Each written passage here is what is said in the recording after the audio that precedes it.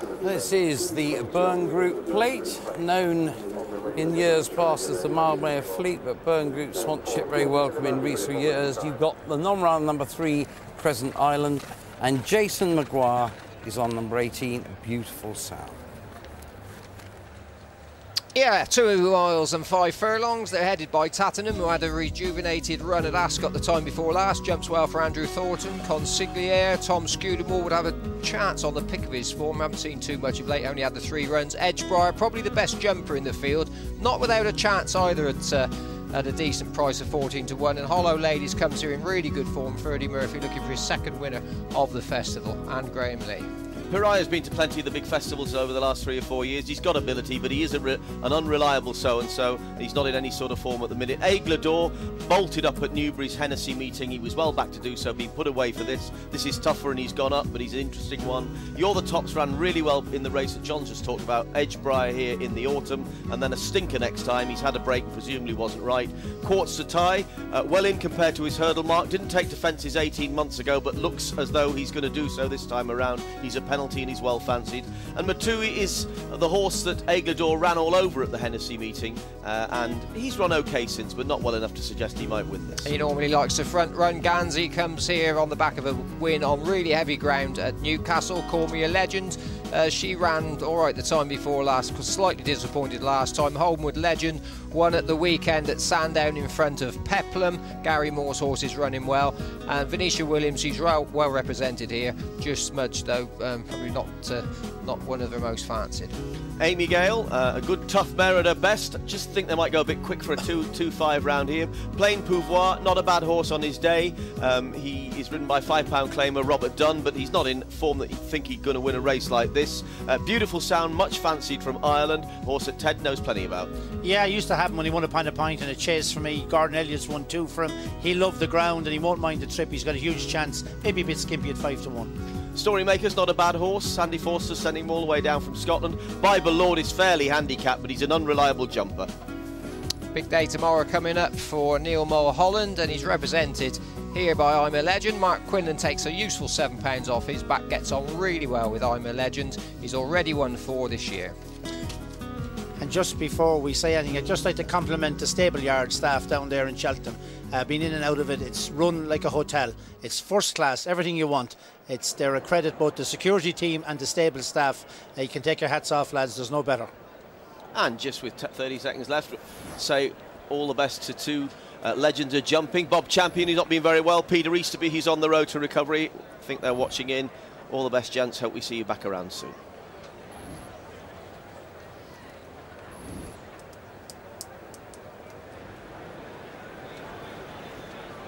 Ireland have only won this once. W again won it in 1982 for them, but a real gamble on Beautiful Sound. 8 to 1 this morning, now 9 to 2 favourite on the course. Favourites are flip-flopped. Aimigayle is a 5 to 1 chance, and it's then 7 to 1 Quartz to Thay. In the last 10 years, Mac, the shortest price winner has been 5th in the betting. However, it's heavily backed this Beautiful Sound. It's into 5 to 1. In fact, he was much bigger, and Aimigayle is a big drifter. 11 to 2, Aimigayle, 11 to 2. And away they go then for this Byrne Group plate towards the first of 17 fences. Just smudged Bible Lord, Aimigayle probably the leader at the first. They're all safely over with Storymaker the early back marker, and quickly on to the second. Aimigayle, yellow jacketed Bible Lord, with on the inside Edgebriar in brown sleeves. Just smudged Plain Pouvoir, Holmwood Legend is close up.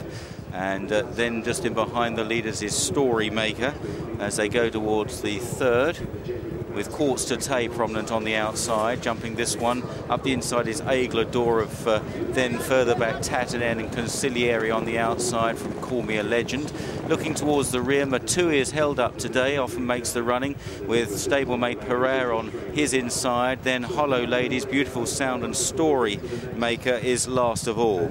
So making the bottom left-hand turn in these early stages, and it's the mare Aimigayle that leads the way to Edgebriar around the inside of Bible Bible Lord. Gansey is prominent in the Trevor Hemmings colours. The white sleeves up the inside then of Holmwood Legend, red jacketed Plein Pouvoir, then Aimigayle Legend, followed by Peplum, You Are the Top, and Aimigayle d'Or as they streamed over that one. Courts to Tay in the yellow colours on the near side, just going out of shot as they run towards the next. And Aimigayle hops over in front and all safely over. Hollow Ladies was a bit slow there, and Beautiful Sound is labouring somewhat at the rear of the field. Moving on now towards the two plain fences up the home straight. These will be the last two after another circuit, and it's Aimigayle that comes in to take it. Jumps it well from Edgeborough on the far side, Bible Lord and Gansey. Then Holmwood Legend and Aimigayle Legend, followed by Plein Pouvoir and You Are the Top, and then McCoy on Aimigayle d'Or, right up the inside in green and yellow hoops. Out wide is Courts de Tay from Call Me a Legend, then Consigliere, a red jacket aboard Peplum, Matui, just smudged Tatanen, 2 lengths to Hollow Ladies, Storymaker, Beautiful Sound, and Pereira now trails the field. Beautiful Sound at 9-2, and doesn't look like rewarding supporters at this stage, though just getting to the back of the main bunch now. Beautiful Sound wasn't travelling early on. Jason McQuire replacing Davy Russell.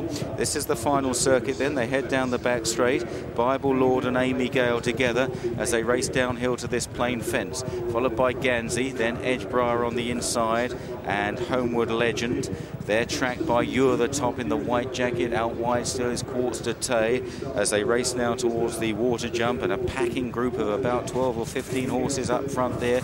Peplum on the wide outside. Didn't jump too well. I think it was Aimigayle d'Or was a bit slow at the water there as they go towards the open ditch. Aimigayle continues to jump really well out in front from Bible Lord, Gansey. Then Courts de Tay and You Are the Top. Orange sleeves of Holmwood Legend. On the inside on the right is Edgeborough as they jump the next, and they're followed by Call Me a Legend. Consigliere has got a lot closer in a dark blue jacket. Aimigayle Legend is being driven along now towards the inside of Matui. Then Plein Pouvoir. Peplum is booted along as they go towards the open ditch. Aimigayle d'Or's got a lot to do. Bible Lord made a mistake there. Plein Pouvoir was very slow when losing ground. Beautiful Sound in the maroon jacket, noseband still well out the back of the field as they go towards the next. Aimigayle, Bible Lord and Gansey in the air together there, followed by You Are the Top on the outside of Holmwood Legend as now they race towards the fourth last in this Byrne Group Plate, and it's been a fast pace set by Aimigayle with Gansey right on the outside, moving strongly now under Peter Buchanan as they jump 4 out, and Gansey probably just led there. You Are the Top is a faller. You Are the Top is a faller, and Just Smudge has also gone there. Down the hill towards 3 out, and it's Gansey who just takes over from Aimigayle. Holmwood Legend looking a danger. Then on the outside, Bible Lord. Consigliere coming there well for Tom Scudamore now. This is the third last. Gansey lands just ahead. Plenty of challengers. Aimigayle battling on the inside. Out wide, a Holmwood Legend coming through strongly under Kieran Burke for Pat Rodford. Pat Rodford's small team down in the West Country. Bible Lord, then Consigliere. Matui is running on under Connor O'Farrell, and up the inside, Call Me a Legend as well, racing towards the second last. Holmwood Legend leads the way. Call Me a Legend is chasing. Then Aimigayle still battling on from Consigliere and Matui over the second last. Holmwood Legend landed about 2 lengths clear of Aimigayle, who won't give in second. Then Call Me a Legend and Consigliere, and these are away. Beautiful Sound has made up an enormous amount of ground into 5th place. Holmwood Legend ploughs through the last, but didn't lose much impetus from Aimigayle. Beautiful Sound is still eating up the ground from the rear, now moves into 3rd as they race up towards the line, and it's Holmwood Legend, Kieran Burke for Pat Rodford. They just missed out with Sparky May, but they win with Holmwood Legend in the Byrne Group Plate. In 2nd place, Aimigayle. What a race she ran. Beautiful Sound, well, it made up an enormous amount of ground to finish 3rd. In 4th was Consigliere, then Matui, Courts de Tay, Call Me a Legend, Bible Lord and Edgeborough, then Storymaker and Tatanen. Number 18. This result coming in now. Placed horse. Third number 18. So the result, Holmwood Legend wins 25 to 1, co-13th favourite of 3. Co-13th of 3. That Holmwood Legend was a 33 to 1 chance with Labyrinth this morning. The runner-up, Aimigayle, a 25 to 1 chance. He was a 40 to 1 shot this morning. The third horse was Beautiful Sound, running on strongly, the 9 to 2 favourite, but still only 3 favourites have won this since 1959. And the fourth horse is Consigliere, sent off at 20 to 1. Some relief for the bookmakers there with Holmwood Legend. And if your bookmaker's paying 5 places, Call Me a Legend was 5th at 20 to 1.